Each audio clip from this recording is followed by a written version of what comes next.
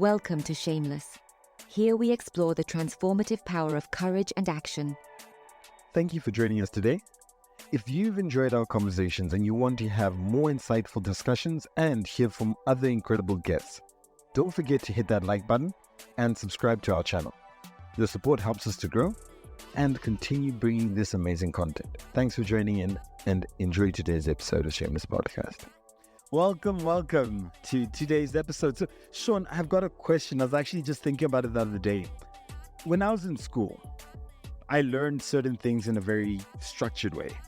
In fact, we didn't even have Excel as a fundamental portion of what we were learning and how we were learning. And I always wonder, are we moving fast enough as a society in the way that we learn? And what we're learning also. So do I have the right tools, the best tools, and am I actually getting the most value for my time? Before you answer that, my name is Dzikamai Gangaidzo. I'm your host for the Shameless Podcast, brought to you by Transformational Leader. On Shameless Podcast, we look to have a conversation, and it's not just a conversation. It's a catalyst for transformational change, and it's also the opportunity for us to be able to be vulnerable, open, share losses, fears, and successes through the different journeys. And it's a testament to the Ubuntu principle, I am because we are. So this community would like to invite you, Shaun, and we would like to welcome you to Shameless Podcast. Thank you for the invitation, Dzikamai, and it's a pleasure to finally do this. I think we spoke about this, about a week ago, and I'm actually very impressed and excited that she actually just pulled it off in like a few days, and we got to sit down and talk about this. So yeah, I'm super excited about this. And you know what? There's no time better than the present. So if we're not going to get into it, it's a complete waste of time. And that's why I absolutely love and wanted to make sure that happens. So I'm just gonna try do my very level best to introduce you through a small little bio.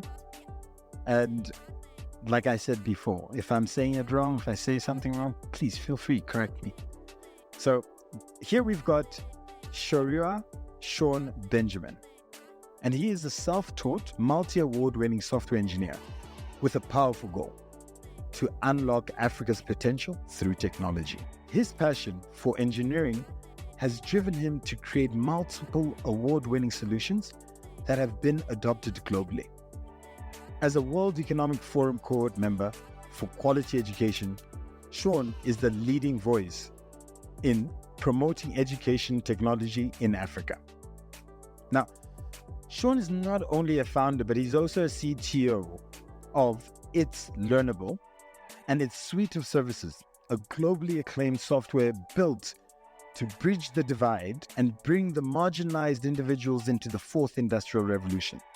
Now, I'm not going to go into the experience and how Shaun built his passion. Maybe that's something we'll talk about, but his passion for this impact is evident in previous works and awards from bodies such as Forbes magazine, the African Union, Deloitte, World Economic Forum, and many more. Now, when you're not problem solving, when you're not being a CTO, well, Shaun is always looking to find new challenges. He loves developing mobile games and exploring the possibilities of artificial intelligence, virtual reality, and augmented reality.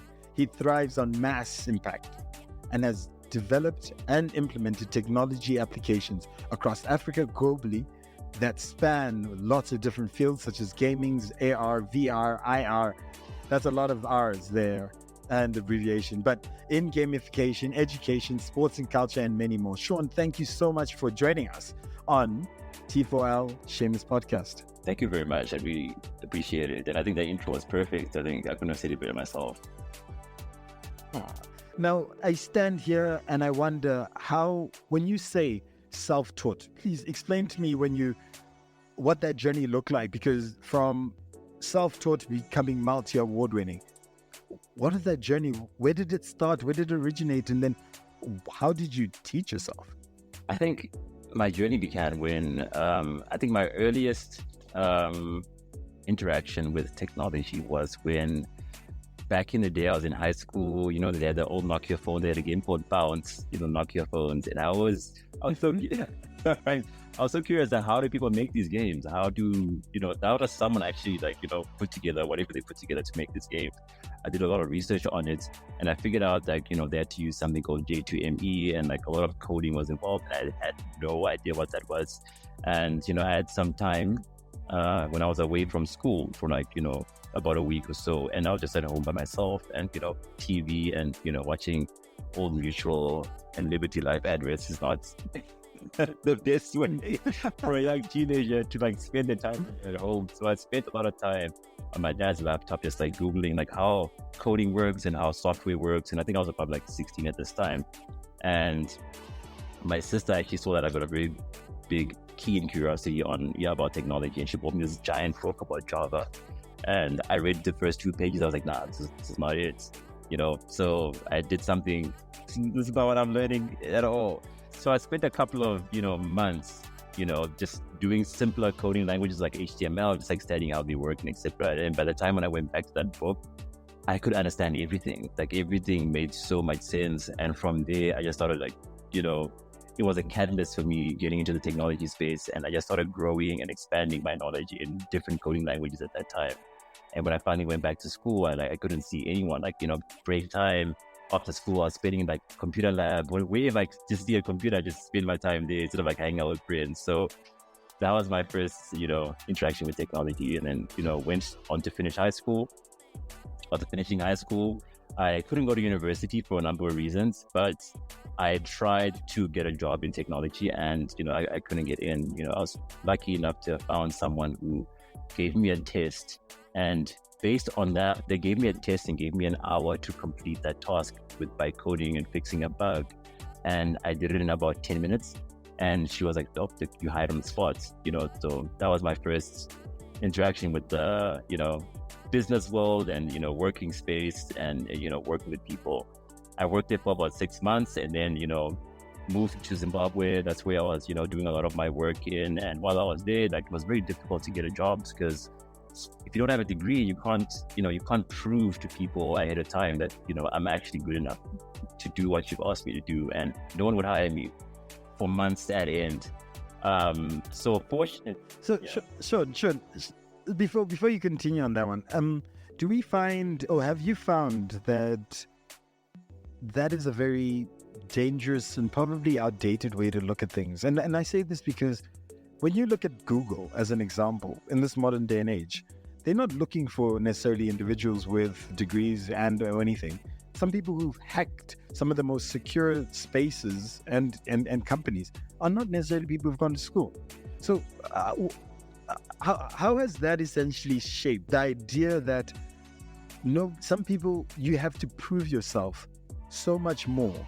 How's that shaped your journey, and how's that shaped the way that you look at and the things that you work on actually? I think the idea that you need to have a document or a piece of paper that proves that you can do something is basically the reason why just dismantling that is basically the reason why my entire business and everything that I'm doing exists. Because I didn't have a degree and I still don't have a degree. And for a long time, what I've done when I was younger is I took part in what I call hackathons, and I started winning every single hackathon one by one. And, I was being, Google and BlackBerry back when they were still a thing. They'll send me phones for winning the BlackBerry? What's that? What's that? What's BlackBerry? Oh, that's BlackBerry. I got a soft spot for BlackBerry. They used to send me phones and devices and t-shirts. Every time they have a new phone, they just send me another one because I used to win their hackathons, quite a bit. The same thing for Google and etc. So I took part in those things. I used those as a way to prove that I am actually good enough at doing what I'm doing. So this was back, it was probably 12, 14 years ago, right? So I think a lot has changed now with Google removing the requirement for having a degree. But back in that time, you had to have a degree no matter what. It was a very difficult thing to circumvent. So I found my way around that. And I feel like what I'm doing right now, some people have called it, a war on credentialism.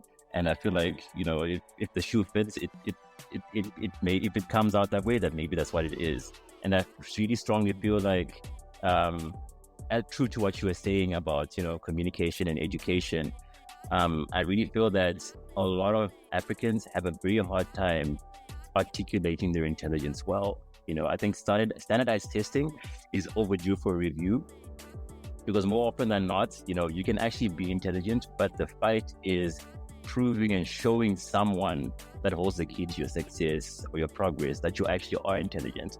That's why you find a lot of people, scaling their academics and scaling their careers by looking smart and not actually being smart, because they figured out the code. I don't know if you're familiar with something called Goodhart's law. Basically, Goodhart's law says that when a measure becomes a target, it ceases to be a good measure. So when you put a target in front of people and say, look, if you want to get to here, you have to take these boxes, it ceases to be a good enough measure to get people who are competent enough and not good enough to get to that stage. And I feel like that's what I'm very passionate about. In as much as people would say that I'm passionate about education, I think I'm passionate about dismantling this whole credentialism, culture that we have in society, where we say, like, you can be smart, but show me that you're smart by doing the standardized test and prove it to me. And I think that it's not a fair way. Yeah. My thing, and so is both education is up for review, but the way that we consume information, how we get educated, because there might be multiple reasons why somebody might not do well in school or might not get a degree, right? So somebody who might not be good in standardized testing, but has a really good eye for a bunch of different things, who can code, or alternatively, a lot of people don't even have access to education as a whole. Now, my question to you is, which part of those two conundrums are you looking to solve? And as you answer that, please, can you maybe give us a view or a explanation of what your software does? It's Learnable. What does that do? How does it work? So I'm going to answer this by saying that it covers all of those, right? So we're making education affordable and we're making it more efficient at the same time. So I think that the main goal of this Learnable, when it started off, was to empower teachers, because we felt that a lot of teachers in Africa had a very difficult time with technologies that were being put out there, especially with COVID, being a global pandemic that forced everyone to go home. You can imagine it was illegal a few years ago, not too long ago, for you to go to school. That was an act that would land you like a fine or in prison in some countries, right? So I feel like teaching from home was a very new landscape for teachers, and it made it so much more difficult because they were being forced to use tools that they've never used before. A lot of teachers, their first computer was not a laptop, it was like a mobile phone that does WhatsApp, right? So it's Learnable was trying to bridge that digital divide by empowering these teachers to help them to create lessons from wherever they are. And these lessons are obviously going to be lessons that are inclusive and true to their context, because if you look at these standardized one-size-fits-all lessons that you download online from Khan Academy, sorry, I said I was going to mention brands, but it slipped up. Standardized now it's out. Right? They don't fully fit the narrative that the teachers in Africa are trying to make those fits, right? So if you go to China, if you go to Malaysia, they're not using Khan Academy because it doesn't fit their narrative. They make their own things. So I was trying to help teachers to create their own content by themselves from wherever they are. That's where Learnable started off. So as we were doing that, we realized that, look, there's a very big, not just the digital divide that we're trying to solve for, but there was another bridge worth crossing, and this was the connection between curriculum aligned material and putting it in the hands of learners at a very cheap and affordable price. And if you look at a lot of these institutions that make this curriculum aligned material, they resemble more of a cartel than institutions that are trying that have a viable business model that works in various contexts. There's some schools here in South Africa, for example, not just here in South Africa, look in the SADC region, that wait months into the school year to receive books that are printed out, hard copy books, that are labeled by, some big brand out there. And again, I won't mention any brands, that are labeled by some big brand out there. And these are the ones that are curriculum aligned. We said, look, a lot of the material it's a lot of the material in there, the concepts are the same everywhere. Why can't we create our own material by ourselves, right? This is where we started incorporating AI to make that more affordable, to have digital learning material from wherever you are. And in that, to have a digital tutor that basically helps you with your homework, helps you with what you're trying to do, and, you know, helps you with specifically yourself where you're struggling in class. So that also relinquish a lot of the pressure on teachers who are handling what, you know, a lot of schools in Africa are severely understaffed. And it's not just in Africa, around the world. This is a low income community problem. It's not an Africa problem.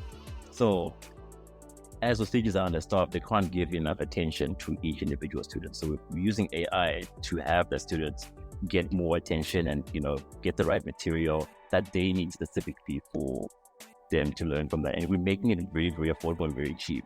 So as outside of it being digital, you can also receive it via WhatsApp. So if someone buys WhatsApp bundles, you can just WhatsApp the number. It gives you a test, you know, responds to you with a lesson, and, you know, you keep it going from there. Okay. And so for me, when I listened to that, I did a tutorial. I was tutoring some students. And as part of the tutorial, you go to the school, and within the school, you quickly realize that, okay, there are 50 students here, and this is just in one class, and it's just the start. It's not even everybody. This is just the people who volunteered to be there, and then those 50 students, the whole entire year probably has one class, one in the morning, one in the afternoon. And you really got one or two teachers really just trying to do their level best with a large mass of people and trying to convey, and almost taking out the human out of the teacher and just expecting them to be able to deliver.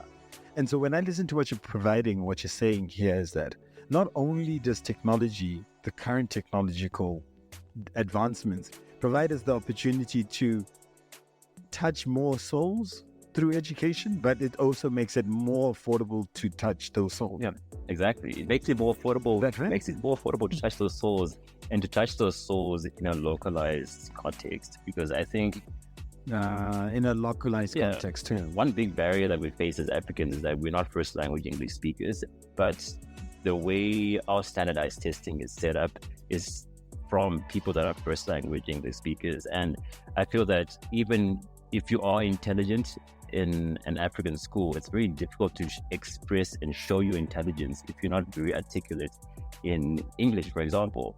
And that's what our software is trying to, like, you know, just break down and get people to, you know, articulate and show their intelligence in various ways. So that's what we're trying to do. And so then at the end of the day, how do you think that localizing that, what does that look like in your application? What does that look like? Because localizing it not only helps in absorption of information, but also for somebody to be able to really grasp and then communicate that same thing. You're just removing a layer. But how does that look like in your application? So in our application, especially with the AI, at the AI front, it looks more of like an AI model that we built internally ourselves that generates both video and audio, breaking down concepts and subjects and developing what are called micro lessons, right?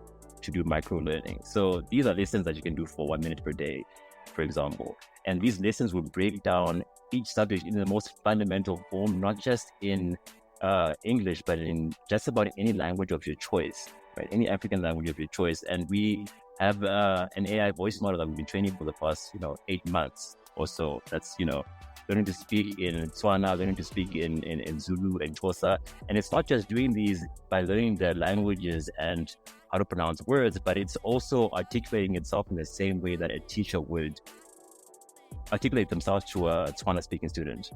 So for example, when we're speaking in vernacular, we don't speak, when we're teaching in vernacular, we're talking about a very, very sophisticated subject like computer science and AI and etc. There's certain words that don't exist in our languages that speak to AI or micro lessons and computing and microcomputing and etc. and microservices. But that AI knows exactly when to switch up between English and that natural vernacular in a way that the learner can understand. And as soon as it does that, you go through the lesson, it gives you a little small assessment to make sure that you actually grasp exactly what it's saying. So it kind of tells you something, then it tests you. Based on how you score on that test, it will know whether or not you grasp what it was saying, or it needs to expand a little bit more on that subject. So that's how we're trying to get. And so, we're sitting there eating dinner, right? You and I, a few other people, and we're talking about, I don't know, aliens coming to invade Africa. I don't know, I can't remember. But you then turn around and you took a photo of the menu, and you turn around and you say, look at this, and you showed me the phone, and essentially it was a bunch of questions and a bunch of answers, a multiple choice, and then there was a voice, and I was like, that had to do with the restaurant. And I was thinking to myself, oh wow, this is, so you just made this right now whilst we were just sitting here eating dinner. And it seemed like such an easy thing in terms of to create the content, and therefore the micro lessons to build the content is also very easy, and then for somebody to be assessed is also very easy.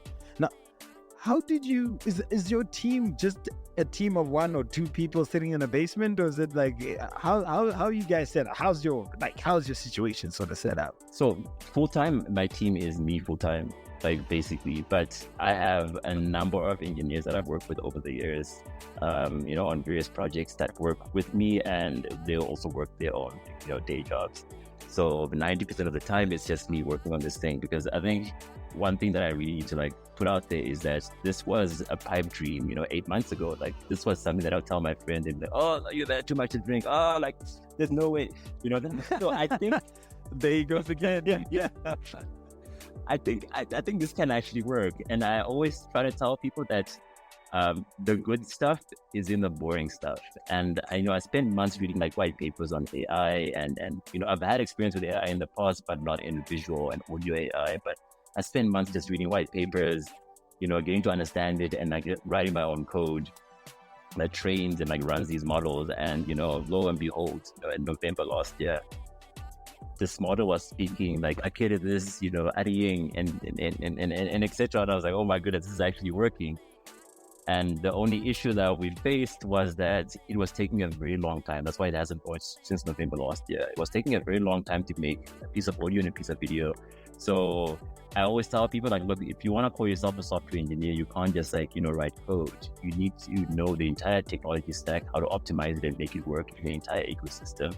So the past, 5 months or so was just me trying to bring the time it takes to generate one video down, and making sure that it's very affordable, because we don't want, to try to go $10 per video, right?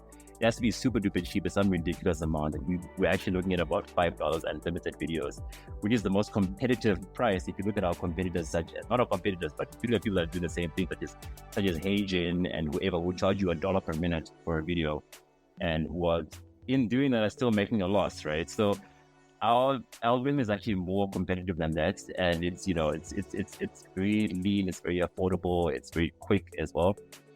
It's now generating a 1-minute video in about 1 minute and 10 seconds, which is very close to real-time video generation. So in the next couple of months, we may have real-time video generation, but not putting any promises out there yet.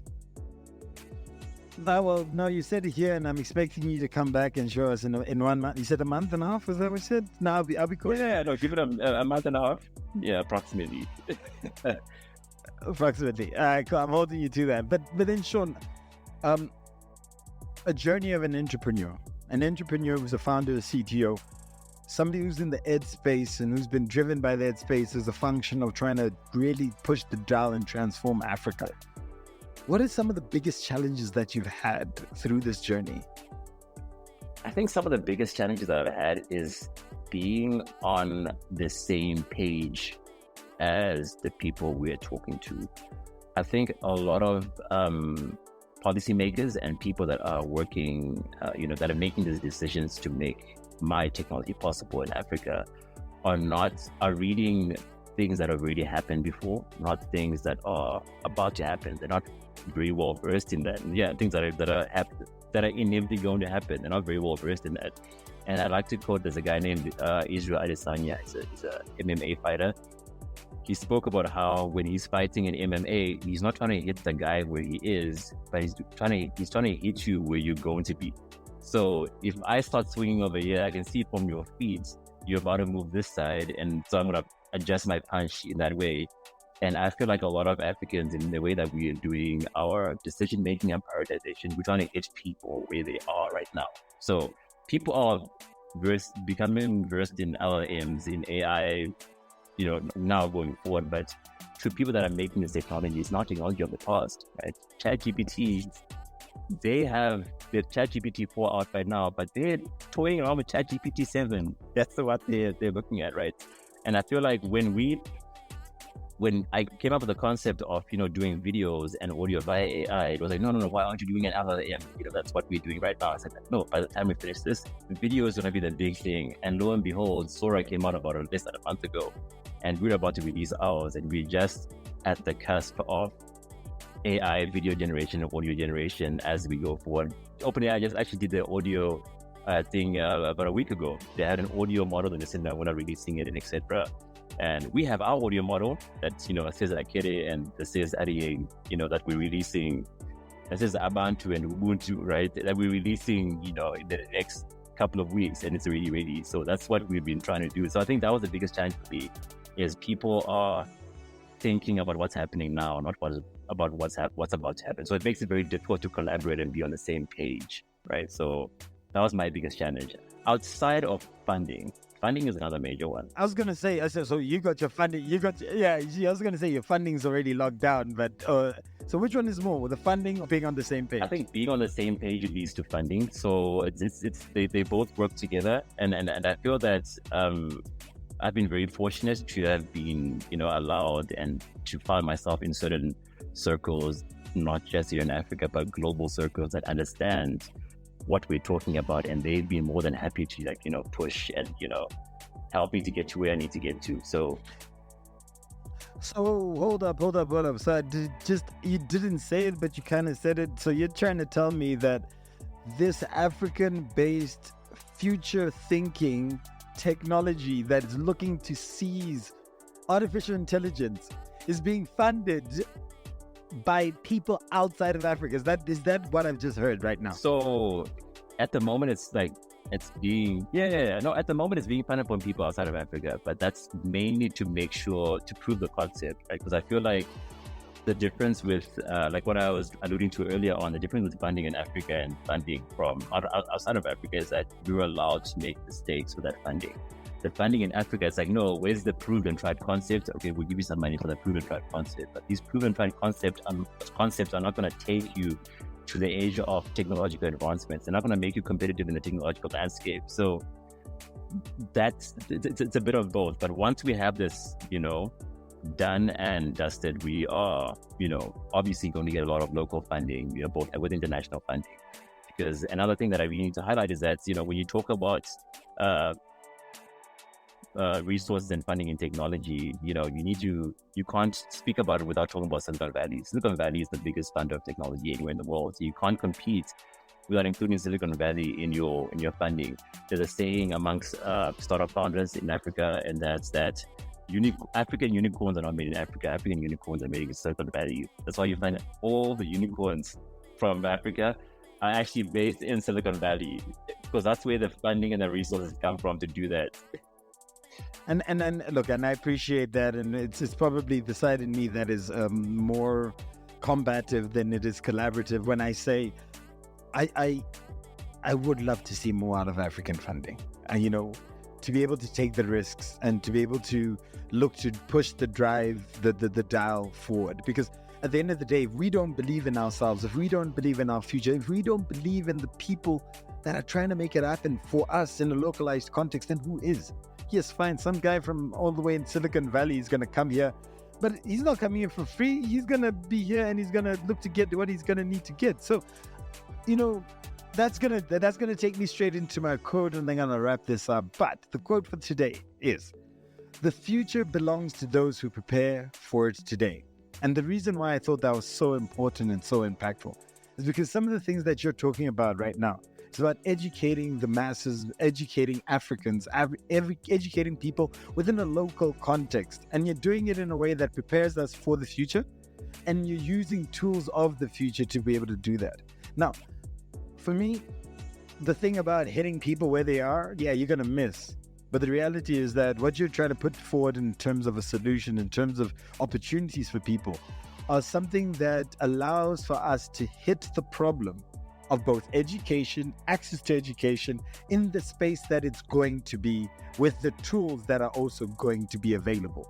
It's no good to try to hit this solution going forward. And we sort of try to make sure that I play to my strengths, because I feel like we are going after a lot of incumbent organizations and companies, these legacy organizations in the education space. And I think going after incumbents on what they do is very difficult, nearly impossible. But going after incumbents on what they don't do or what they sort of do, like EdTech, is a much more viable direction. And I think that's the direction that I'm taking right now. Yeah. And the thing that interests me is that though we talk about education, this could be corporate training. This could be any form of training that is needed by anybody, really. So an ed tech gives you a context of a school and a teacher, not necessarily a trainer and an employee, which is the concept is very similar. So, Shaun, I'd like to thank you so much for having us, or for you coming on this show. And the discussion we've had, obviously, for me, has been really insightful. The idea that somebody's actually looking to push the fourth industrial revolution in a very contextualized manner, localized manner, looking to build software, AI, IR, and VR, and really trying to push the dial straight out of our own backyard. It's not often that you see people who are doing it, but it's also not often that you see people who are determined and driven by a story that really resonates with them. Your story about somebody, of you not getting a chance purely because you don't have the paper, really is the driving force to how you view the world and how you feel as though the world could get more out of different people. Whether it is you having access to education, or whether you can afford it. Those are two different problems, but within your context and the solution you're trying to solve for, you're actually looking to make a massive impact. Now, we didn't talk about your multi-award-winning, adventures and tasks, because just like any entrepreneur, you don't just do, we are only wearing one hat, but just within this space of education and technology, as a CTO and the founder, with somebody with a passion for impact and change within Africa, I'd like to thank you. And I'd like to thank you more so than anything else that the work that you're doing is the type of work that's needed within the context of Africa. And not only do we see leaders like you who are looking to step forward, look to be counted and make the impact, but these conversations, I hope, inspire others who might be also sitting on the fence. Inspire others who might be sitting up and thinking about, should I invest? Or those who are saying, I don't know how to code, therefore I can't. That's never a good excuse, and that's not good enough answer as to why something can't be done.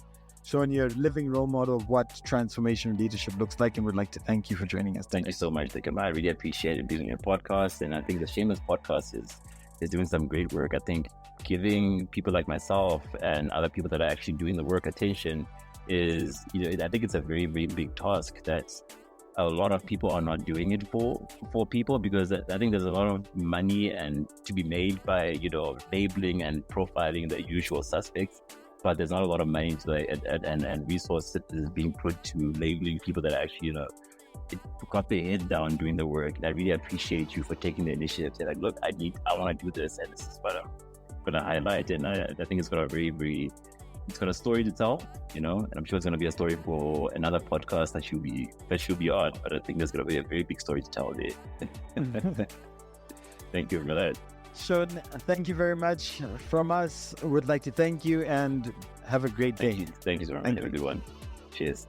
Don't forget to like, subscribe, and share as we embark on our mission to impact 1 million African lives by 2026. This podcast is brought to you by Transformation Leader, You can follow us at www.t4leader.com.